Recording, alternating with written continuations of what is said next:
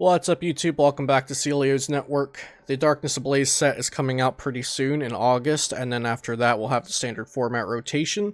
So this video is kind of your all-in-one guide to what decks are going to be in the standard format after rotation, what decks are we losing, and what are some of the new decks we're gaining from Darkness Ablaze.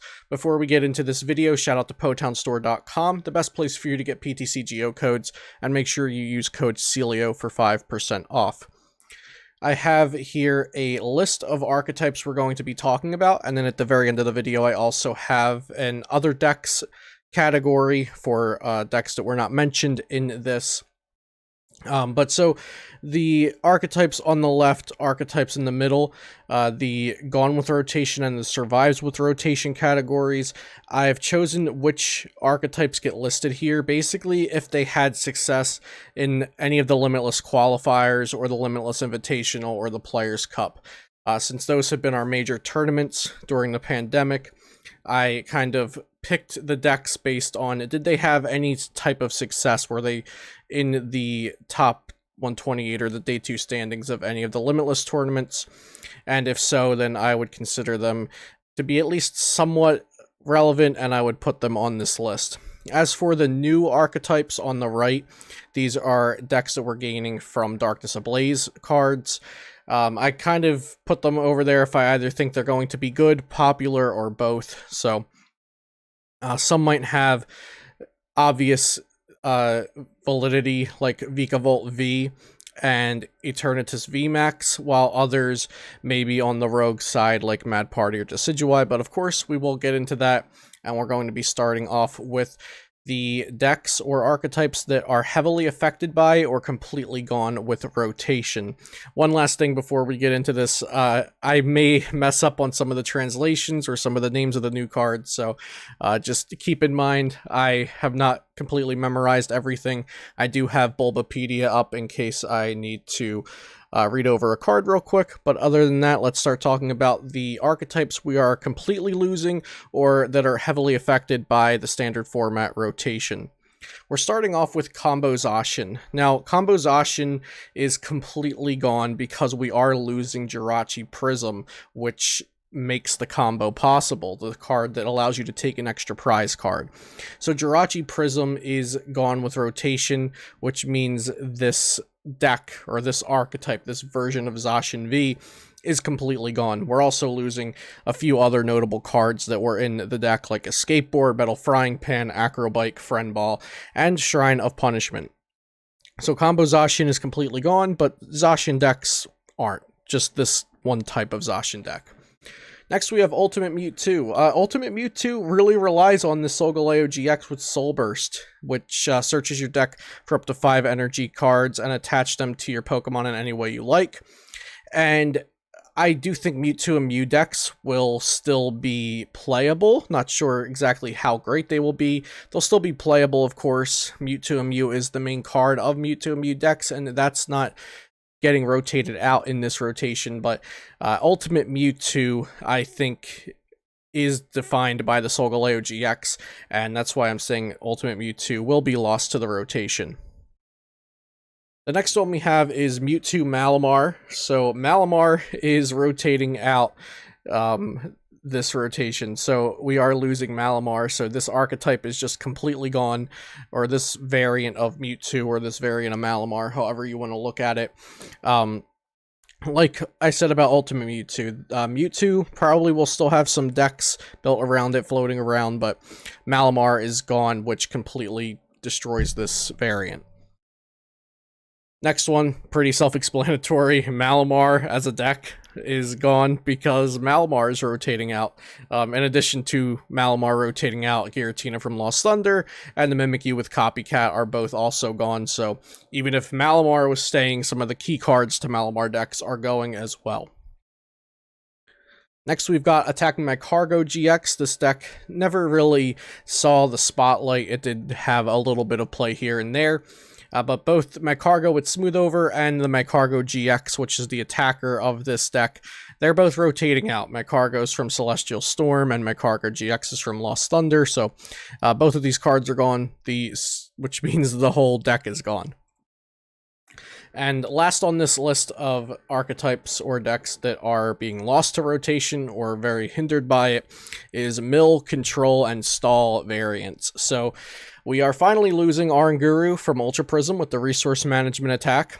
We are also losing some other key cards from stall, control, and mill decks, like the Mareep with Fluffy Pillow that puts the Pokemon to sleep, Magcargo-GX, which mills cards with Burning Magma GX, Magcargo with Smooth Over, which can, that's pretty much a key part of the Magcargo mill deck, or the Sleepy mill deck, whichever one you want to call it, since it allows you to get the exact cards you need with the Smooth Over ability. And then we're also losing Girafarig with the Get Lost attack, and then Faba as well. Girafarig and Faba, the decks could function without, and I guess you could argue without the Smooth Over Magcargo, you could just play the Cinccino version instead.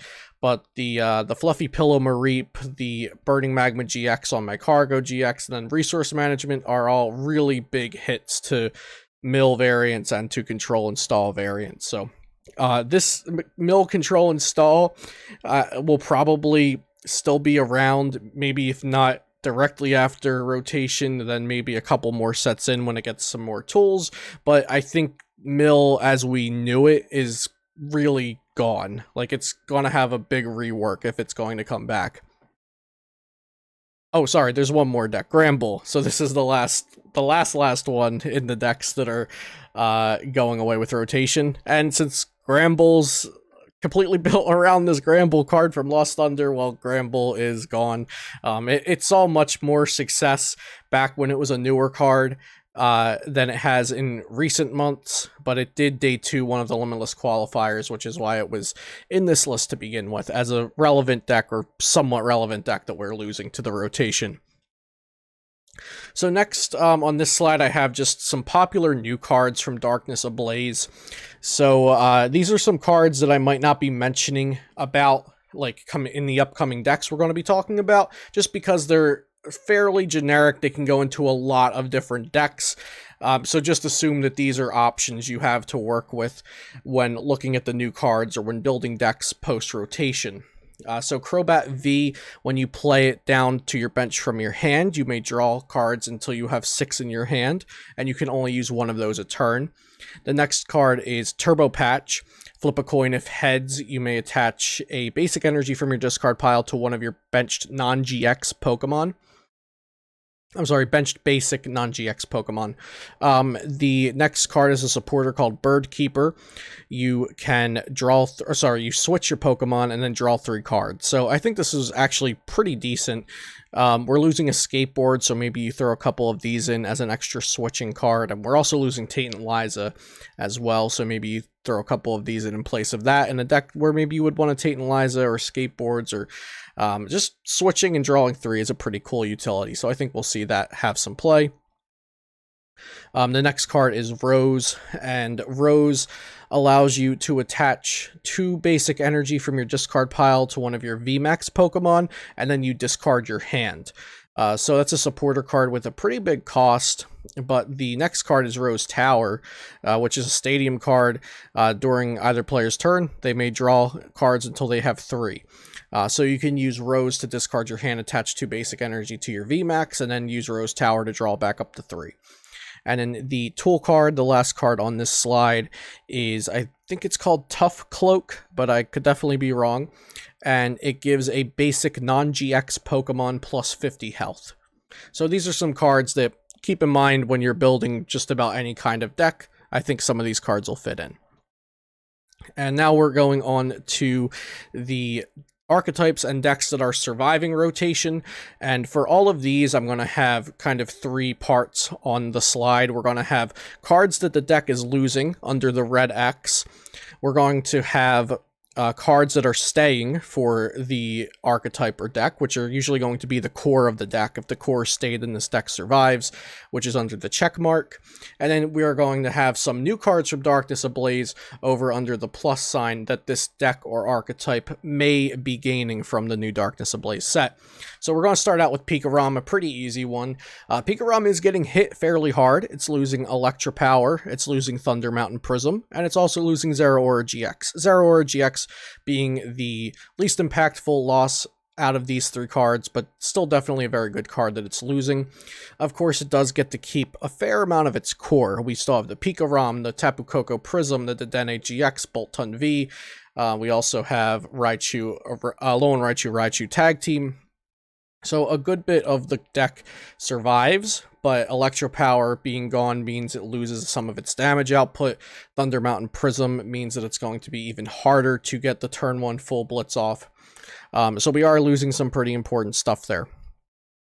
And a new card that may be included in Pikarom is the Vikavolt V. Vikavolt V is probably going to be its own deck, but it is a V Pokemon with 210 HP, Lightning type, and its first attack for Lightning colorless does 50, and then your opponent cannot play item cards next turn, and its second attack does 190 for 3, and then you can't use this attack next turn. So it could be a pretty cool option to just smack for 50 and slow your opponent down while you're still setting up in the early game, maybe even at other parts of the game. Not sure it's going to be an instant inclusion, but since it's Lightning type, low attack cost, it does have some synergy. It might make its way into some Pikarom decks. Next is a deck fairly similar to Pikarom, which is Boltund V. Now they kind of want to do different things, but they also they're both Lightning type Pokemon, or Lightning type based, so they will be playing some of the same support. Of course, like Pikarom, Boltund is also losing Electro Power, Thunder Mountain, and Zeraora-GX. It's also losing the Ganondorf with Charging Up and Shuckle from Lost Thunder.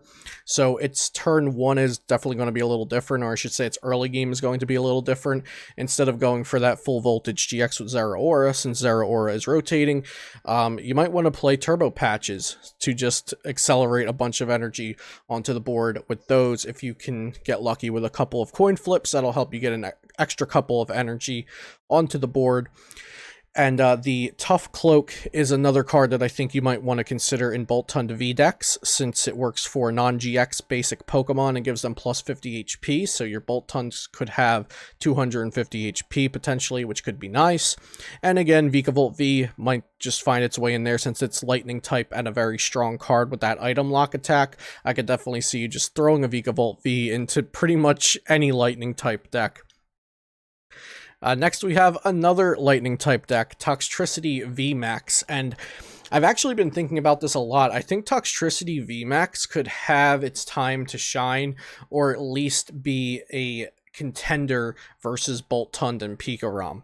While Toxtricity VMAX did see a little bit of success, a couple of day 2s in the Limitless tournaments, Pikarom and Boltund have just outclassed it since they're basic attackers doing almost as much damage or just as much damage or even sometimes more damage than Toxtricity VMAX. And even if they're doing a little less damage, they're doing it faster because they're basic Pokemon.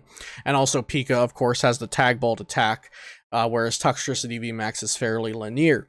But Toxtricity VMAX can hit 250 after the poison damage from Gardevoir, as long as you can apply that poison. It can hit 250 for 3 energy, while Pikarom and Boltund are losing Electro Power. They cannot reach those numbers anymore, or Boltund can, but it takes a lot of energy to do it. So Toxtricity VMAX is actually reaching those numbers easier than Boltund and Pikarom now, so I do think Toxtricity VMAX could have some potential here. I think it could be hurt by Eternatus VMAX being one of the big new decks, and it shares a weakness with that, so people building fighting type decks to counter Eternatus VMAX could also hit Toxtricity with collateral damage, but I do think Toxtricity VMAX, at least from a glance and theorizing it, it does look like it has potential to be better than it was pre-rotation.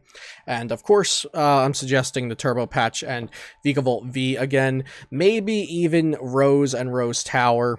I think Rose and Rose Tower will be a consideration when you're building any VMAX deck, just because they have obvious synergy with VMAX cards. They were printed as support for VMAX cards. So the Turbo Patch could definitely work to accelerate energy onto Toxtricity V turn 1 or turn 2, then evolve, Koko Prism, get your turn 2 attack off a little bit easier, or even recover from your other Toxtricity VMAX being knocked out.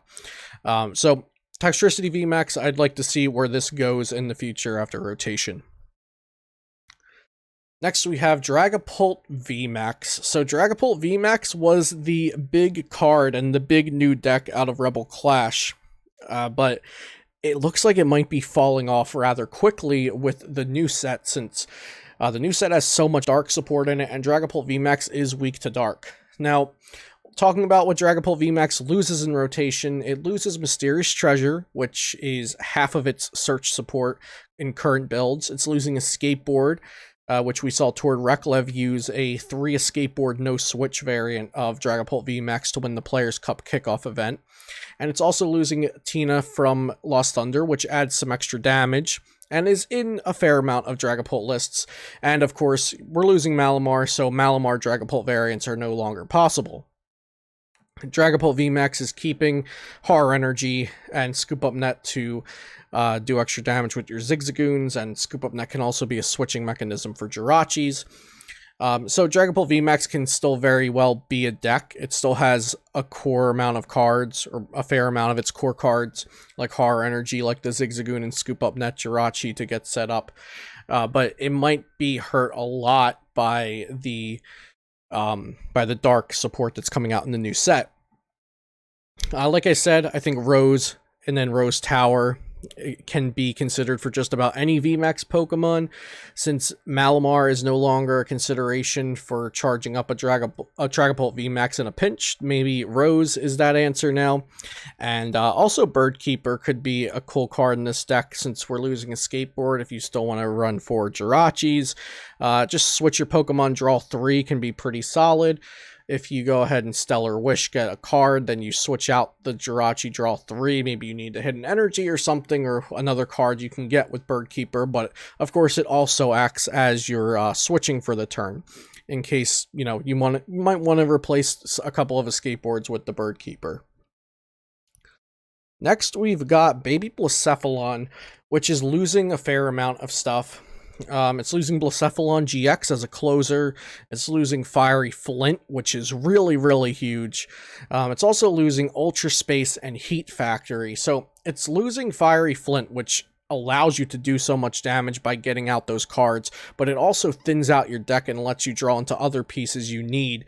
It's losing Ultra Space, which is just a free search for your main attacker, and it's losing Heat Factory, which turns all of your fire energy into outs to draw cards. And it also, Fire Crystal and Fiery Flint and Energy Retrieval, all those cards were also outs to draw when you had Heat Factory.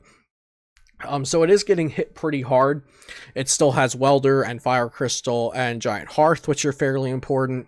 But I don't really know what this deck gains. That's why I have this question mark here under the plus. I don't really think it gains much. Maybe just there's going to be more VMAX Pokemon in the format and in the meta. So maybe there's just more 3-prize Pokemon for Baby Blounds to hit, and that's a good thing. But I'm not really sure it gains any cards. So Baby Blounds is kind of a weird one for me. I would be very surprised to see it completely fall off and see nobody playing it at all, because I think people will still be trying to make it work. But I don't think it's going to be anywhere near as good as it is currently. Next we have Obstagoon. So another bit of a weird one. It's losing Yveltal GX, which isn't really a main card of the deck, but it's definitely a very useful tool in Obstagoon, and it's also losing Counter Gain, which could be a big deal. It's gaining Piers, which it's a supporter card that searches your deck for a dark Pokemon and an energy card. So I think that could potentially be okay for the deck. And then it's also gaining the new Dark Hide energy, which when it's attached to a dark Pokemon, that Pokemon has free retreat. So that could potentially be okay. You could maybe consider Turbo Patch in here to accelerate some energy if an Obstagoon got knocked out. I am not foreseeing this being an amazingly strong deck, especially since especially with the strategy of walling out an opponent with Obstruct, because I think if anything, we're getting more and more evolution Pokemon back into the meta with every set, and especially with rotation. So I don't think it's going to be very good off the bat, but it is getting a couple new cards, it is losing a couple old cards, and it's keeping its main core of the deck. So I don't think it completely disappears, but I don't think it's anything crazy at the moment. Next, we've got ADP Z. So ADP Z is losing Metal Frying Pan. It's losing Shrine of Punishment, which isn't a big deal. It's only like maybe 1 out of 4 ADP Z decks were even running Shrine anyway. And it's gaining Turbo Patch, which can accelerate energy to Zacian V if you wanted 4 metal saucers and even a couple Turbo Patches. And then it's also gaining the new Tough Cloak, which you could attach to Zacian V or Zamazenta V to give them plus 50 HP. If you wanted to run that in place of Metal Goggles, since now Metal Frying Pan's out, maybe Tough Cloak has a reason to potentially be included. ADP Zacian has already been falling off a little bit in our current standard previous to Darkness Ablaze, but I think Alter Creation is just such a strong ability, or such a strong attack, it has such a strong effect on the attack, and Zacian V is an all-around amazing card. Zamazenta V gets better with every VMAX released, so I don't think ADPZ is going anywhere. I don't think it's going to shoot back up to tier 1. Maybe just sit around the comfortable, like, between tier 2 and tier 1 place that it's been at the moment. I don't think it falls off. I don't think it becomes best deck in format. It'll still be around. I think it's still worth holding on to the cards for ADPZ. But it doesn't gain enough for me to say that it's back on top either. Next, we've got Lucmetal Zacian. So Lucmetal Zacian, of course, also losing Metal Frying Pan, and then we're also losing the Duskmane Necrozma, which has been seen a fair bit in Lucmetal Zacian lists. That the Duskmane Necrozma promo does Dusk Shot, 60 damage to one of your opponent's GX or EX Pokemon, and even if we got to keep that card, it loses a lot of relevancy with a lot of GXs and EXs rotating in August. So of course, we're keeping Zacian V, we're keeping Lucmetal Tag Team, we're keeping Crushing Hammer, and we are keeping Metal Goggles still, just not Metal Frying Pan. A couple of cards I was considering, the Caesar V, not even the VMAX. The Caesar V has an attack that goes pretty well with the strategy of Lucmetal Zacian. The first attack for 1 metal energy does 30, and it discards a tool card and a special energy from the defending Pokemon, so I thought that was pretty neat. And the VMAX for 2 energy does 90, and then reduce incoming damage next turn done to it by 30. So you could potentially have a Metal Goggles do that attack and have the Full Metal Wall effect, meaning the next attack coming in at Scissor would be reduced by 90. So that's pretty interesting. I think, if anything, maybe you start out with the Scissor V and see if that first attack helps.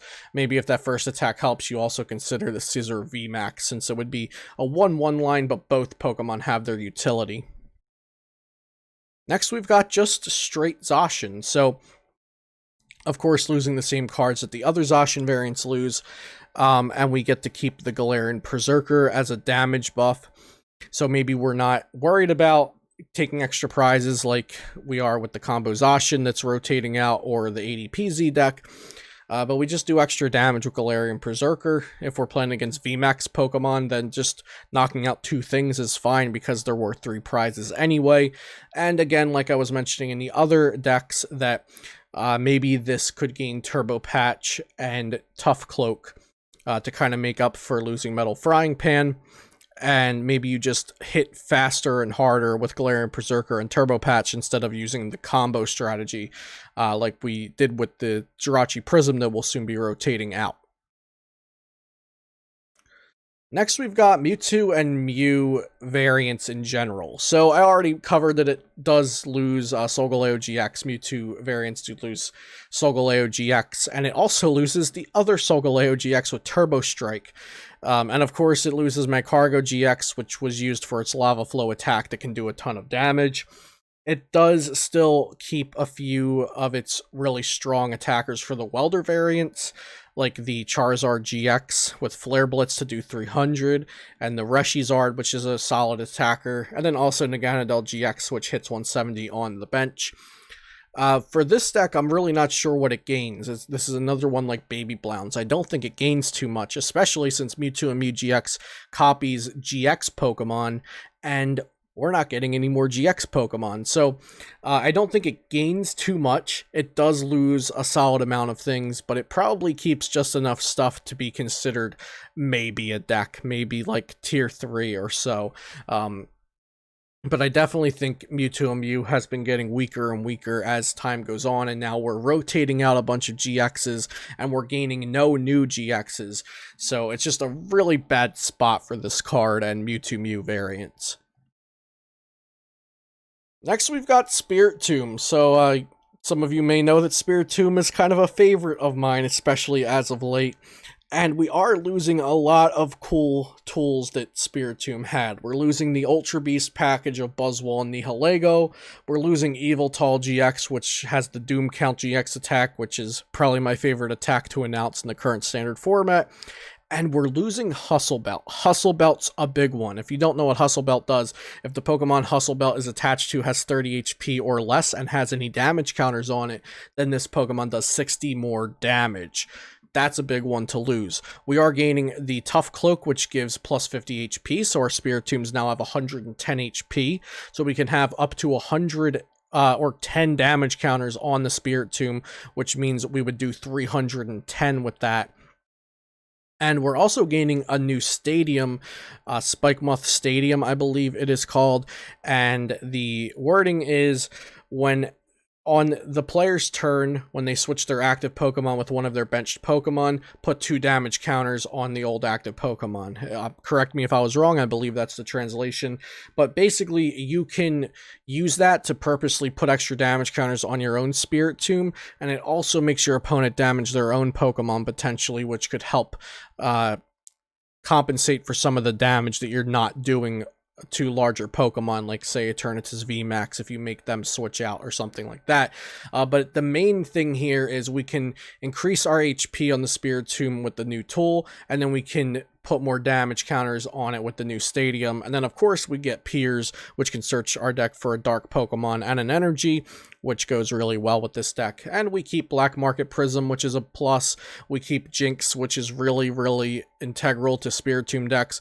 And we also keep Stunfisk, which hasn't been used this standard format, but it was used at NAIC last year in a Spiritomb deck. So maybe Stunfisk could also be used a bit, especially with Twin Energy. So next we've got Firebox. Firebox is losing a good bit of stuff, just like Baby Blounds is. Firebox is losing Victini Prism, it's losing Turtonator, Heat Factory Prism, and Fiery Flint. It is keeping some of the key parts, like Ninetales, Heatran, and Victini V, and of course it's keeping Welder. And as for new cards, I was thinking Houndoom V could be okay. Its second attack does 100 for 3 energy, and if any of your benched fire Pokemon have damage counters, then this does 200 instead. The new Heat Fire energy, which when attached to a fire Pokemon, it gives it plus 20 HP. And then the Salamence V, I actually thought the V could be kind of cool since its first attack for 3 colorless energy does 30 to all of your opponent's Pokemon. You could like set up knockouts for later or clean up knockouts that were the damage was done earlier, but you missed the one shot. Of course, Salamence VMAX could also be included, but I think that would just be its own deck. And while I think Charizard VMAX would probably just be its own deck as well, I figured I would add it in here.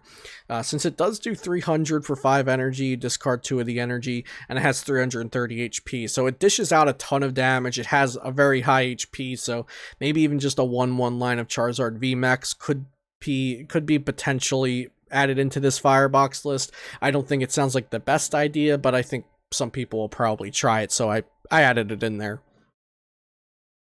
Next, we've got Cinderace VMAX. So, of course, like all of the fire decks, it's losing Heat Factory, it's losing Fiery Flint, it's losing Victini Prism, you all know. It's keeping, you know, most of the integral parts of the deck, since Cinderace VMAX is fairly new. Of course, that's sticking around. And we're keeping Malolana, which is very important. We're keeping Hyper Potion, which is important because we want to just tank with Cinderace VMAX. And we're gaining the new Heat Fire energy, which gives it extra HP. I kind of think that Centiskorch VMAX is going to outclass Cinderace VMAX, but we'll have to see how that goes when we get the new cards and we start testing and playing with the decks. Cinderace VMAX doesn't lose too much, but it might just not be as good compared to some other new cards we're getting. Next, we've got Rillaboom VMAX. It is losing Life Forest Prism, which I could live with that, but it's losing Netball as well. And losing Netball really hurts grass decks in a similar way that losing Mysterious Treasure really hurts Psychic decks. So of course it's keeping most of the core parts like the Rillaboom Stage 2, Rillaboom VMAX, Eggrow to accelerate the evolution, and Turffield Stadium to search out evolutions. One of the only things I could find that I think it's gaining is potentially Decidueye, which cannot be damaged by V and GX Pokemon, and it does a 90-20 split to your opponents. So since it's a stage 2 and you use Eggrow, you could just evolve right up into that and then try to wall off your opponent if they're only playing V and GX Pokemon. Even if they're not, you could just use it as a solid attacker and make them use suboptimal attacks to knock it out. So I thought that was a cool consideration, but I don't think this archetype is really gaining too much overall. But it's also not losing too much. It's just kind of annoying to lose Netball since it was a really good search card, but the deck could still definitely function without it. Next, we've got Inteleon VMAX, which was a kind of a pet deck of mine at the beginning of Rebel Clash. We're losing Super Scoop Up, which is a big hit because I think this deck functions best trying to continuously heal your Inteleon while you're just chipping away at their energies and their resource and their HP. And it's also losing Palkia-GX if you were choosing to use a Frosmoth variant of Inteleon. Palkia-GX is really good to just shuffle all of your opponent's energy back. Of course, it does keep Frosmoth. It keeps Yell Grunt, and it keeps Crushing Hammer, so some of the pieces are there, but as long as Lightning decks still thrive or are at least fairly popular in the tier 2-ish range, I don't think Inteleon VMAX could really serve a competitive purpose. And what's more, I don't think it really gains much. Of course, like I said, basically all of the VMAX Pokemon could consider Rose and Rose Tower. But I think you probably just run Frosmoth instead with Inteleon VMAX. Rose is still a consideration, but I don't think it specifically really gains anything with the new set. Next, we've got Frosmoth variants, kind of either outside of Inteleon VMAX or just including Inteleon as a toolbox kind of thing. It loses Volcanion Prism, and like I said, for Inteleon, it also loses Palkia-GX. Of course, you have Lapras VMAX, you have Inteleon VMAX, you also have the new Drednaw VMAX as a potential VMAX attacker, and then the Alolan Sandslash GX, which does 100 to everything with damage counters on it. That's also a consideration. What kind of stinks for Frosmoth is all three of its VMAX options as an attacker to power up, they're all weak to lightning.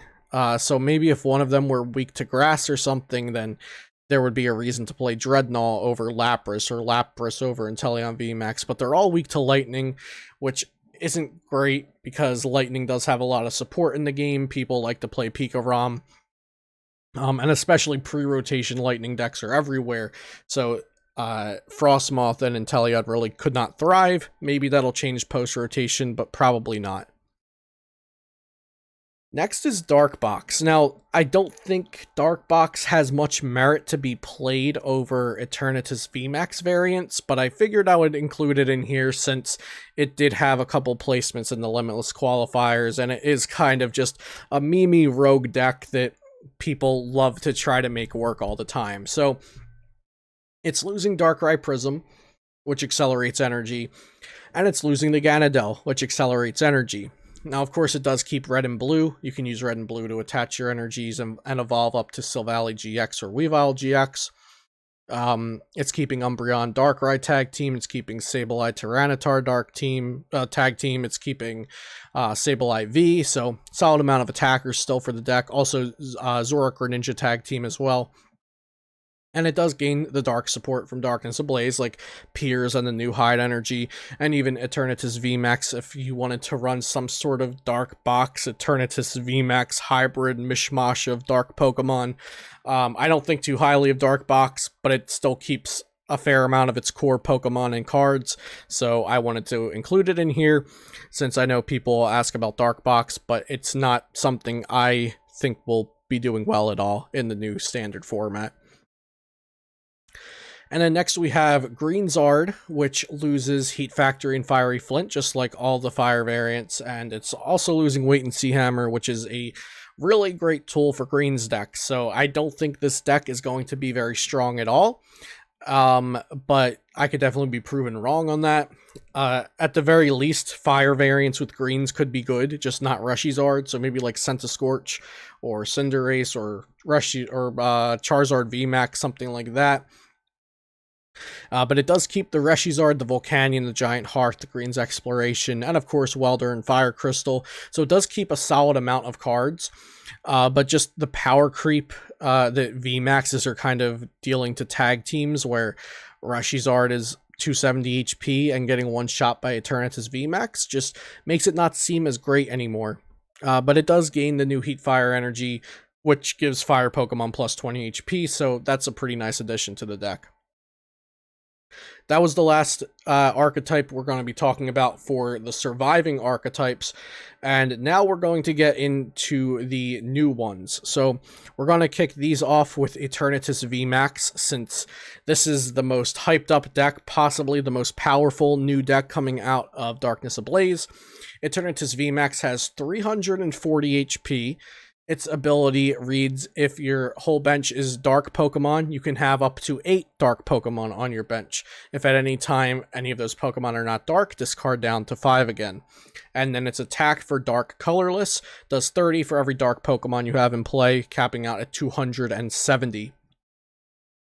If you have not seen my ranking VMAX video, then I'll just fill you in here. I think they gave this card everything they could and more. They gave it a very high HP. They gave it a type with a lot of support.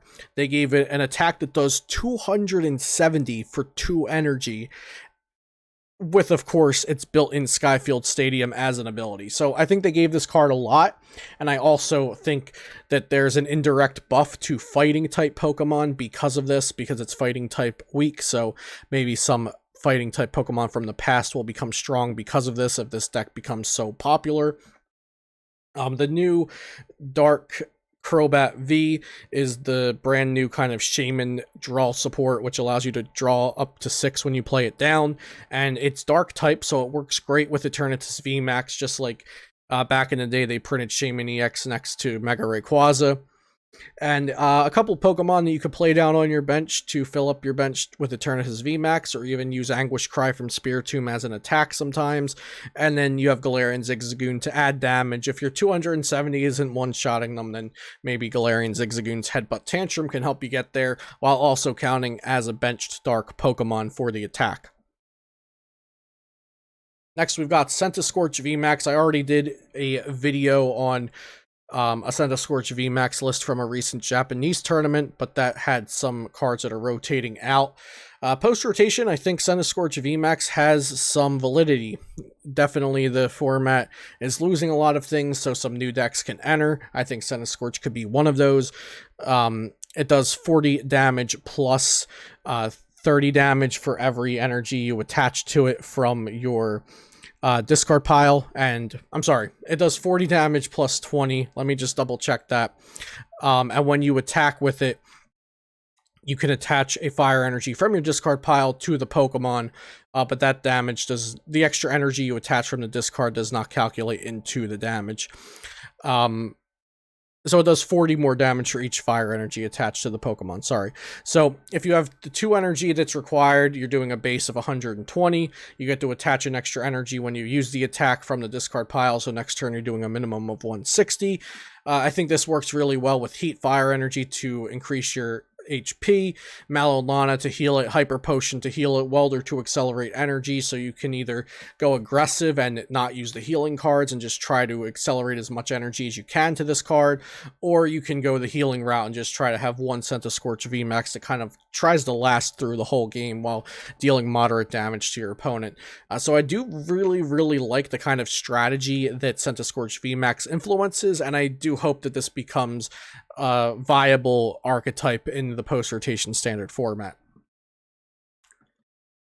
Next we have Salamence VMAX, which this card can influence many variants to be built.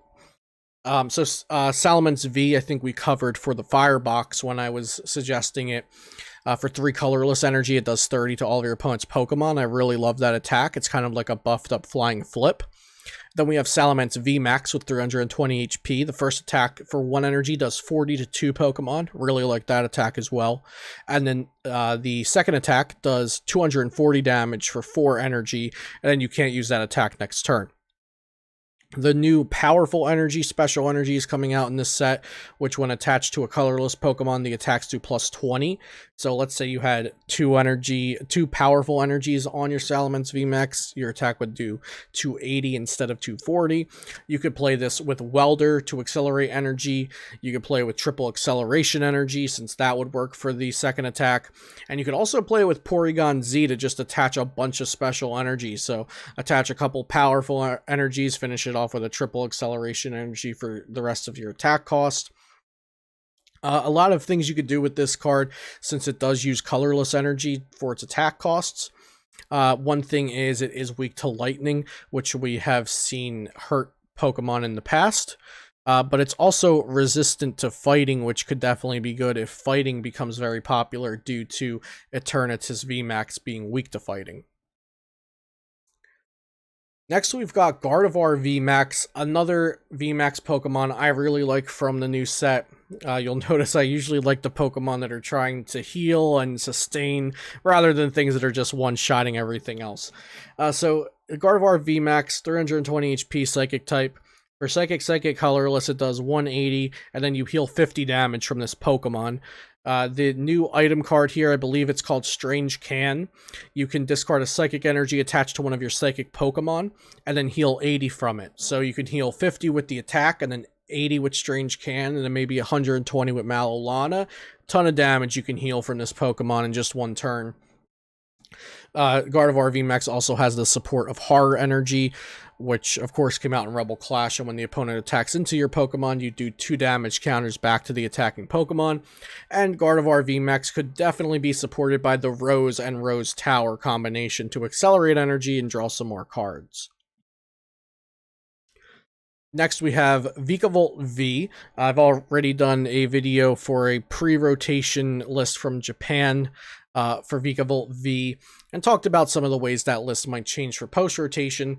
But Vikavolt V is one of the most exciting cards from the new set, I think, since item locking your opponent can definitely slow things down, and if that becomes a driving force of the metagame, it could definitely make the meta really interesting instead of just trying to one-shot your opponent back and forth. So a lot of these cards I think I already talked about for the other lightning variants. Tapu Koko to accelerate energy, Turbo Patch to accelerate energy, Tough Cloak to give your Pokemon more HP. And then if you're playing a item lock deck, something reminiscent of the old Toad Hammers decks with Quaking Punch Hammer, well, maybe you just throw in some Crushing Hammer, some Yell Grunt, some Disruption cards to go along with that item lock for Vikavolt V. This one's pretty interesting, and I also have a couple different variants for this one. So Decidueye, we talked about it in terms of going into a Rillaboom deck. It can't be damaged by V or GX Pokemon. There was a recent list from Japan that used it with ADP, so you just use Altered Creation, and then you just attack with buffed up Decidueyes to take extra prizes for the rest of the game. I saw a list from a Japanese player on Twitter that used this Greedent, that's a new card, and you can use Twin Energy with it. It does 100, then you return it to your hand. So then you could just wall with the Decidueye against V and GX Pokemon, do 100 with your Greedents every turn. And then, of course, you'd probably want to play Turffield Stadium, which just searches your deck for an evolution grass Pokemon. Decidueye is a grass evolution card, so Turffield Stadium makes sense.